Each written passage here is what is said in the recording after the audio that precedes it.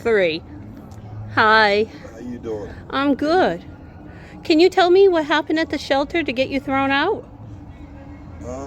It's a financial thing on their part to be a non-profit organization that's accepting donations for the people that don't have anything. We have people like Megan, which is supposed to be the head of St. Vincent de Paul shelter. They run this thing like they follow each other. She told me they've been doing this for 45 years, and when you do the math, she's 33 years old and they've been doing it for 45 years. So she's carrying the torch on from that point up until today, 2025. They asked me, what do I have going on for finances to gain an apartment that I know that they have grants and vouchers for. They tell me that the vouchers are for people that's been chronically homeless for a year or more, but yet you can't stay inside St. Vincent de Paul shelter because they won't allow you to be there for a year unless you're complying with giving 60 to 90% of your earnings to save up for you to get this apartment by yourself, because they said they don't give vouchers out anymore, which is not true. I've checked that with the mayor's office. I've checked that with Johanna Hayes' office. One is federal, the other one is state. They said that they're not allowed to do that. They're going to send somebody down there to investigate, do an investigation on what's going on, because they have more than 200 complaints that came from St. Vincent de Paul to other businesses around in the area about how they're treating the people inside. First and foremost, they have you living subhumanly. They have you in a cramped, small room that has 18 people in this one room and a bathroom in that same room. They give you 1 hour to get out of that area and clear it by 7 a.m. They wake you up at 6, sometimes a little later, sometimes maybe a few minutes earlier. But you have to be out of that dorm by 7 o'clock or you will be written up for not complying to their rules and regulations. Going past that, myself, and I'm going to use I right now, myself, I get up at 6 o'clock in the morning. I'm out of there at 7 o'clock in the morning. I don't come back to 10:30 in the evening. The only time you can come back between 7 in the morning is at 6:30 in the evening to either shower and shave, and this is for the men. This is for shower and to go upstairs and eat. And what you do after 7 o'clock when the dining hall is closed, it's entirely up to you, but you cannot leave the building after you checked in. From 6:30 in the morning to 7 o'clock the next morning. Do they give you any services to help you find a home? They give you nothing. They want to see what you have to prove to them what you're doing on your own, because they're not helping you with anything. Including people with mental illness? Including people with mental illness. Who are unable to take care of themselves. Exactly. And what I see going with St. Vincent de Paul, and I've been trying to speak to the Archdiocese with the church that's on the green, Father Flanagan, I forgot the other father's name. It's been a few weeks that went by and a lot of turmoil has been going on with myself. They have gave me discharge papers the day before yesterday. There's nowhere else for me to go, so for the last 2 days, I've been up for the last 48 hours straight. I'm a senior on top of that. I'll be 63 next month. They understand my crisis. I've been through an eviction with an order of protection, that I could not go back to that address if I wanted to, because when I had to go there to pick up my belongings, I had to go by police escort. After they came the first time for my police escort. If I need to go back there and get more, dump the U-Haul truck off and then come back and pick up the rest, I would have to pay these municipalities, the sheriff's office or Waterbury Police Department, in order for them to escort me back to the grounds. Judge's orders is, it's if I violate that order of protection within the next year, from May 6, 2025 to May 6, 2026, maximum penalty that I can face is 5 years in the penitentiary for something to pick up my belongings from a property. Everything went bad since May 6th, and I came there to the people, I showed them my papers. They asked me, do I have an income? I said, yes, I do have an income. I have DSS has been working with me since November of 2024. They said that the money that I'm allotted by maximum for one person on DSS is not enough for me to get an apartment here in Waterbury. So I have to take a job. I'm plugged up with Social Security, with SSDI, and that's unable to work. SSI is federal, SSI is state, and SSDI is federal. I'm about on the verge to get either a denial or an approval.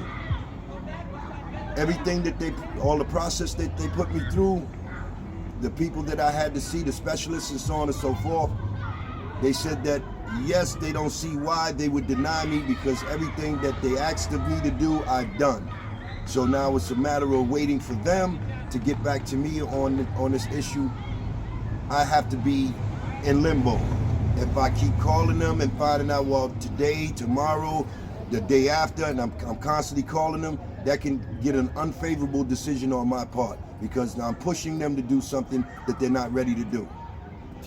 So the director to St. Vincent de Paul shelter, Megan Rodriguez, I think it is, Santos or Santana, yeah, something like that.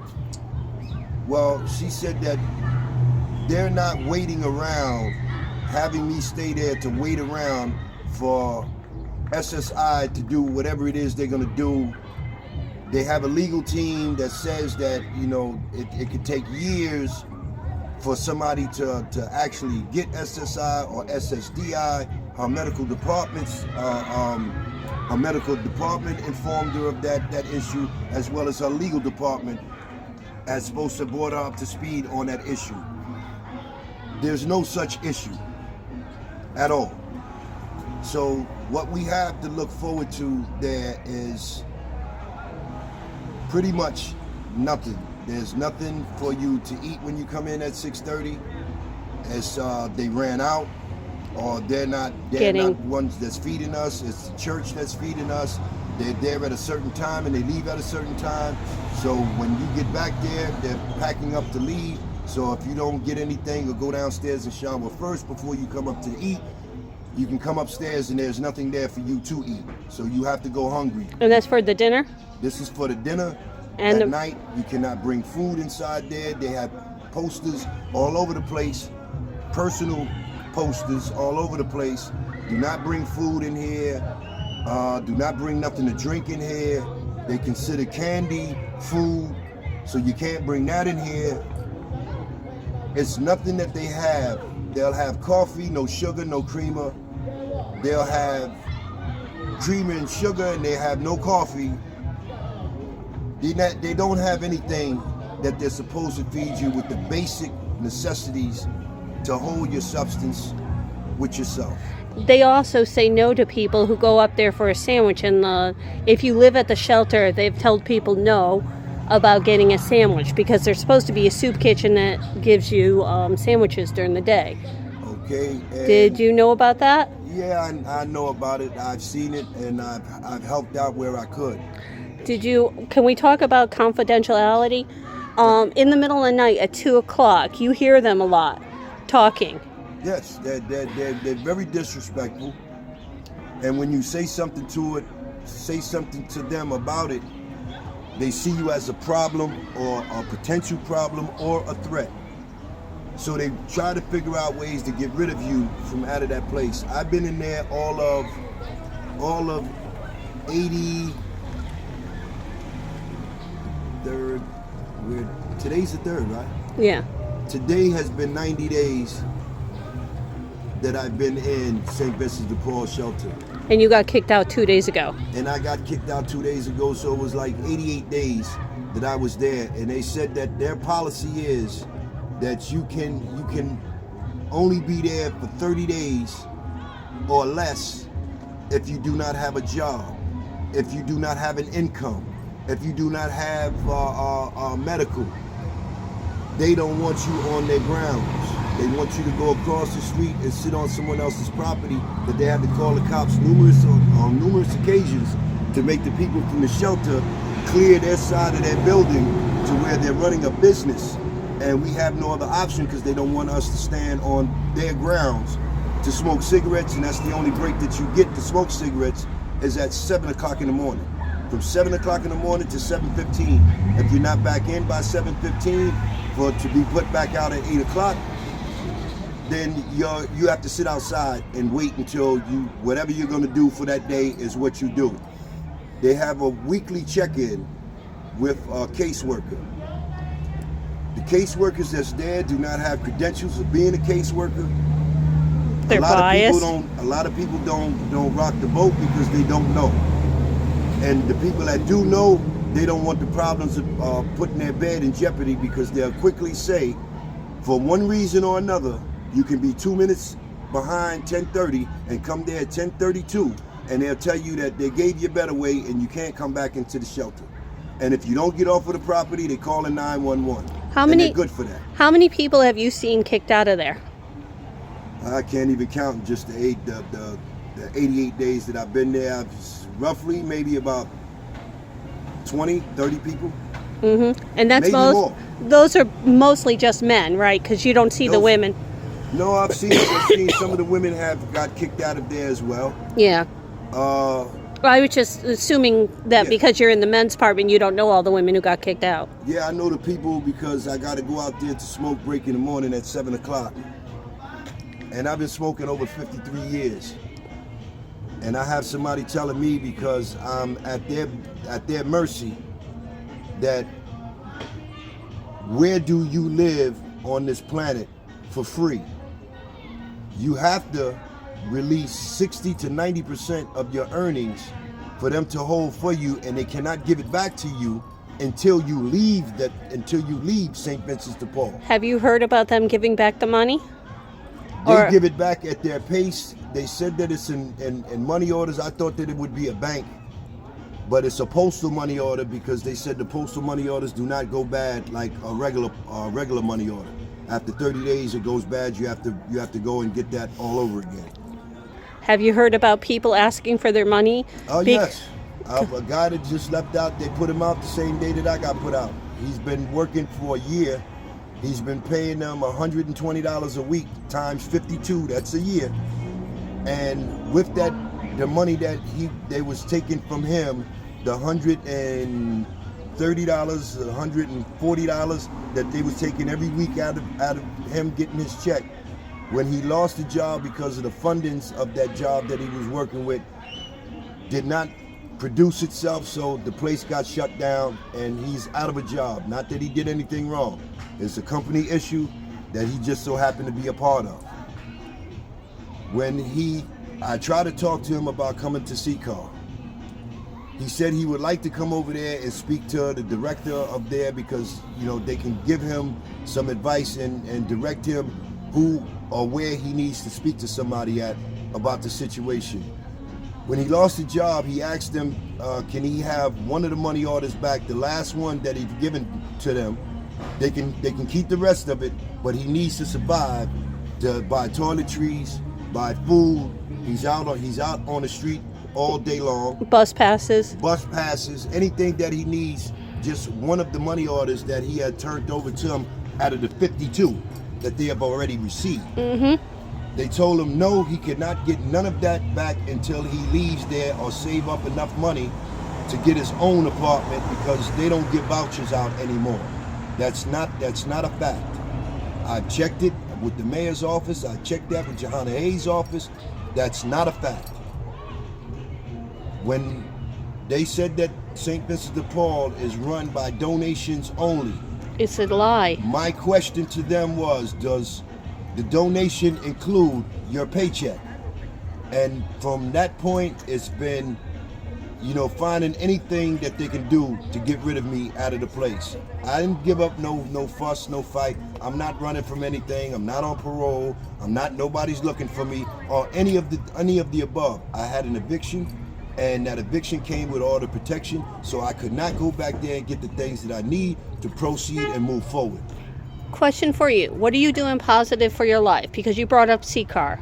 Okay, I'm a volunteer at CCAR, which I'm going to the academy next month for my credentials to move forward to either work as a staff member at CCAR. CCAR is a drug rehabilitation center. We do a lot of community work by donations, by helping the mentally challenged. We can't diagnose them. We can't do any of that. We can take them to the hospital. We could take them to St. Mary's. We could take them to Waterbury Hospital. As far as mental health issues is concerned, if they have an episode, a manic episode, then they are not to be up there and make the people that's there, that's volunteers, that's also recovering addicts. Mm-hmm. And that'll be their trigger for them to go on and use, because the person is coming up there and being disruptive and using. So we pretty much help the people that we can and give the advice to the people that we can. And if we can't give them the advice, we can recommend them to see somebody, seek legal counsel. Did they asked you to leave, okay? Did they give you a grievance process or tell you any way you could fight your leave?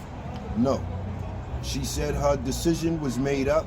Megan, which is the coordinator, she said her decision was made up that if I do not bring in paperwork from Wellmore to say what I'm doing over there in Wellmore, what I'm doing in CCAR, what I'm doing in sober living, what I'm doing in all these other places that I'm involved with on charity work, because I can't even work right now, because if I did try to get even the lowest paying minimum wage job that goes to the Department of Labor, they see that I'm employed, and that's an automatic denial, because I'm claiming something that I'm not.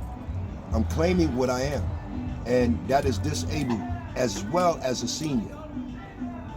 And they treat me like they treat me worse than somebody that came from another country and did something here on United States soil. They'll smack them on the wrist, but they'll put me in jail.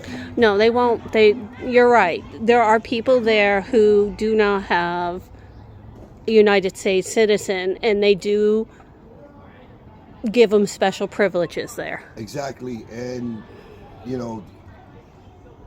the place, for me, understanding about, I did a little bit of research about St. Vincent de Paul, and from all of the organizations that's affiliated with it, even to the one that I'm standing here speaking to you from right now, which is the missionary church that's connected to St. Vincent de Paul. I'm here to talk to Amanda, which is the 211 operator that just so happens to come here Tuesdays and Thursdays and volunteer time to help out the people in the community that can't help themselves, being a voice for the people that can't speak for themselves, being the strength for the people that cannot lift up anything for themselves. Some of the people inside St. Vincent de Paul, they should be in hospice care, mental facilities. They have them amongst the general population, and they are so far gone that they can have somebody in there that's homeless, and a trigger happens by that person not being here mentally, and do something to that person and get both of your beds lost for them to snatch two other people, because my understanding is They get paid by the they month. they get paid by the day, $220 Well, they get paid by the month. So it's $220 a day. a day, but they get paid by the That's month. 930. So if they throw you out before the first once a month end, they already get paid for that month. And then when the second person comes in, they're getting paid 2 months for that one bed. Okay, so I see where the capital is being risen in there. And As they- well, if they want the people in St. Vincent de Paul to confirm to what they are doing in there, they're robbing from the people that don't have anything. They don't have a home, they don't have an address, they can't even get their mail. They can have it sent to the place, but most people prefer not to because of the situation that it is today.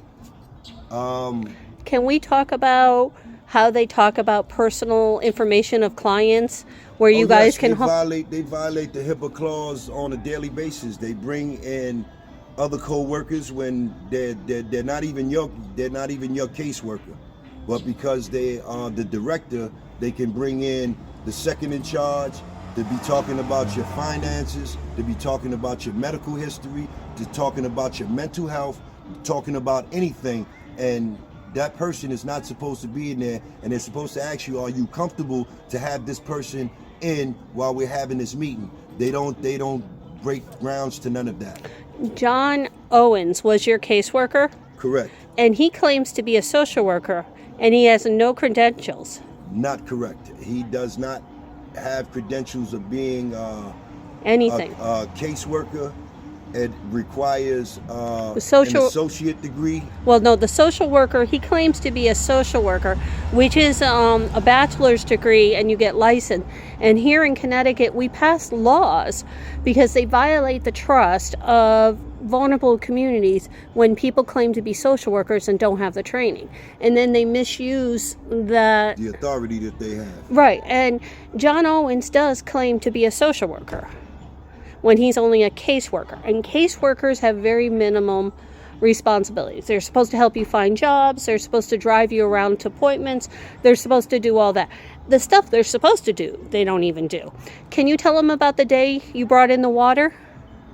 Okay, this was during the first heat wave of 2025. They had a donation come in, and I helped them bring like 15 cases of 48 bottles of water to a case and put it in a storage on the side of St. Vincent de Paul driveway. The next morning I came out, the temperature was like 89 degrees at 7 o'clock in the morning. That was during the heat wave. I asked them for a bottle of water to take with me to walk and go where I'm going to, and they said that we do not have any. And I said it couldn't be possible because I just helped you put 15 cases inside the side of the garage. And they said, well, there's nothing down there. And they showed me inside the refrigerators that they have not one bottle of water in the refrigerator. Where did almost 1,000 or 1,500 bottles of water went in less than 24 hours? 12 hours to be exact. And that's a half of the day. And when I asked them, you know, how did the water disappear? Well, I don't know. But if you send an investigator there and they check the footage, because they stay on the cameras that for the perimeter on the outside as well as the inside. They stay under the monitors 24 hours a day, 7 days a week. They know about things that, you know, they don't even have no business knowing about, because they're monitoring you from one place to the next. And if it doesn't conform to their rules and regulations, you become a threat and they want you out. Question for you. Have you seen them moving stuff into their cars at 4 o'clock in the morning? Yes, the cameras do too. And if the investigator's doing his job, he's going to go back to the videotape and see exactly if they didn't delete it or alter it, that they would take cases of water and say that I don't have to go to Walmart tomorrow and go pick up water because we just got some that came in today. And then none of the residents has gotten a bottle of water. They don't serve it with the food. They give you a Kool-Aid container that's like a picnic container that they put water in, tap water at that, and put that in there. No ice, no nothing, just how it comes out of the faucet. It fills up that jug, and they put that out there to the front for people to take for their meds, when they have meds inside there. They take everything out of your bag. They ruffle through things in your bag. They're putting hands on you, which they're not supposed to. Checking your pockets like, you know, they're trying to rob you, and especially grabbing around to a male counterpart, and you have another male counterpart trying to grab the wallet part to the back of their pants, which their buttocks is right there in their hand, and they're squeezing their pockets to. You're not supposed to do that. You have a wand. You're supposed to have been trained with that wand to go around people, but they take the wand and they put it on your persons. They run it all up in between your legs, up under people's arms, and they do the next person without sterilizing anything. They go to the next person and have that wand on their body. You wand a person within range of their body, and that will pick up wherever that light goes off at, where it comes at. And I've heard Heather say that she wasn't trained for it, so she's not going to do it. I've heard Bree saying the same thing, that she's not trained for that. She wasn't trained for that, so she's not doing it. I've heard Edwin say the same thing. He's not trained for it, so he goes by the old school rules that squeezing your pockets and patting you down and putting their hands and rubbing around your waist. That's not good. That's not what that place is designed for. And speaking of that, what it's not designed for, and this is just an analogy of my own. We're gonna try. There's not one person that is Catholic that works inside in St. Vincent de Paul. That man is turning over in his grave for desecrating his legacy that he left behind for people to come inside there and treat people in there subhuman. They have another one that's in there. I can't remember her name off the back, the one with the black hair. Oh, Janet. Janet. She's. I understood she's been there 21 years ago as a resident. She started off volunteering, from volunteering to part-time, from part-time to full-time, and she's been there ever since. She has the most nastiest attitude. She talks condescending to people. She talks down to you. She tells you that this is what you signed for, and you don't know. 99%, with myself included, did not read the fine print. When I wrote this stuff, I had a U-Haul truck outside that had to be turned back in 45 minutes. If it didn't, I was charged another $277 to hold that truck for another day. I just came in when they called me to. I came down with the truck, signed the paperwork. Everywhere she told me, where you see the X at, sign this paper. I didn't know what I was signing to. And they're saying that I signed to say that I was going to give these people 60% to 90% of my pay. And I said, I don't even let the banks hold my money. Have you heard stories about them not giving money back or stealing it? There's a guy that just left out Tuesday when I did. And he had to go down to CHD to take his property down there, for them to hold it down there for a minute until he can get it shipped over to Howard Johnson Hotel. That he said he only has enough money on him for 2 days. He went for his money. They told him that they'll contact him when they have his money for him to come down and pick up his money So, that they've been taking from him for over a year. Question for you. Have you heard confidential things about other people because they're gossiping and talking about it in the office? Yes, that's daily. That's every day. What kind of personal things? Don't say the names, because I don't want to violate these people. But what are some of the things that they talk about? Because I've heard them mocking people that they have thrown out, like literally laughing because the girl. Bon voyage, don't come back here no more, and Riverdirty and all the rest of the little cut slangs that they can use for that person to go out of the door. Even when that person never caused a problem inside that place, other than him not having a job and getting put out of the place. Question for you: Have they mocked people's mental illness in the office? Yes, they have. Any details you can give us? Okay, they violated the HIPAA clause with Giovanni. It's a Haitian girl that very rarely speaks English, very little that she does know. Good morning, how you doing, and keep it going.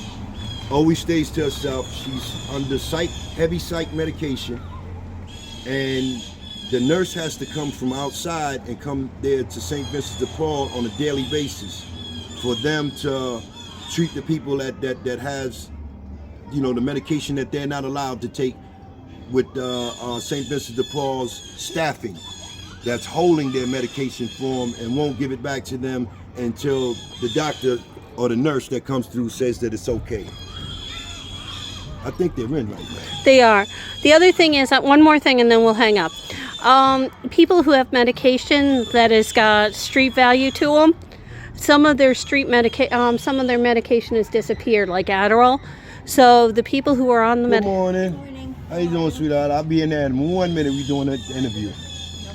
Okay. And then what they do is they'll take 30, and then they'll put 29, and then they'll put 28 on the pill, so they can't have it stolen on them. Have you heard about that? A little bit, but I know that the misappropriation of things that go across that counter that they're not supposed to do, they do. According to their rules and regulations, which I've read half of it already, and I got to read just the other half of what I've signed my name on, and I know that, you know, by law, anything that I put my signature on or give my social security number on, I have the right to have a copy of that paperwork. And that wasn't given it to me until they kicked me out of there 2 days ago. And they didn't give you the grievance process or anything? They didn't give me no grievance process, no, you need to seek legal representation, none of that. They just said that you're a good guy. I wish you well out there. And I'm out of the door. No other words went by. They're quick to call 911 when they feel that somebody is rebelling against them and the things that they're saying. Like they told me inside the office when I spoke about the other guy that had to go down to CHD. He told me what was going on with him because he was sharing the same room that I was sharing. We never had an issue with each other. He's from the LBG community, and people frown upon that. Some people it doesn't bother. Some people they couldn't care either way, and that's me. I don't care either way. What you do with your life is what you do with your life. You're not violating nobody and you're doing what you're supposed to do in your life, then you're gonna have a happy life. If you don't, you're gonna have a sad life. But that's not up to me to judge. I'm not a judge, not even a judge in a robe. I'm not a judge, and I don't judge people. They judge you from the minute you come in the door. They see that the things that I have on, like right now inside of this video, these are things that I had before I even went to St. Vincent de Paul, before my downward spiral movements put me to where I'm at today. Now I'm here today to speak to the 211 operator that referred me to the place. And we're gonna straighten it out, and it's gonna be what it is. From there, we're gonna chop this up and go to part 2.